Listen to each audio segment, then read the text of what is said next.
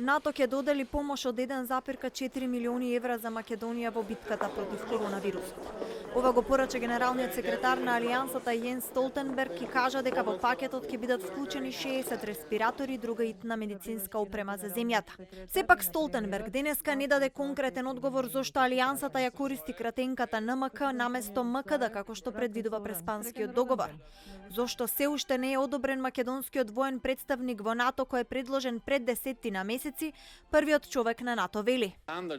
НАТО има некои стандарди и упатства и секогаш кога имаме нова членка, има процедури што треба да се поминат. Имаме процес на одобрување или на ветинг и секогаш известно време трае додека сите практични прашања да се спроведат. Практични прашања секогаш може да има, но ќе ги решаваме во од и ќе бидат решени. И покрај економските тешкоти и поради пандемијата, премиерот Заев најави дека Македонија останува решена да го зголемува годишниот буџет за одбрана за 0,2% годишно, за да одговори на барањето на Алијансата, истиот да стигне до 2% од БДП. Сега имаме зајакната стабилност и просперитет во време на разновидни предизвици.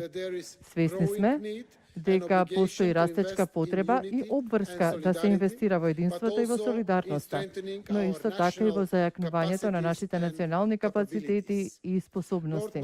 Заев од седиштето на НАТО упати порака и за македонските евроинтеграции. Тој кажа дека Македонија нестрпливо чека Советот да ја усвои преговарачката рамка и првата меѓувладина седница да се одржи до крајот на германското председателство. Во владиниот тим во Брисел денеска се министерката за одбрана Радмила Шекеринска и шефот на дипломатијата Османи.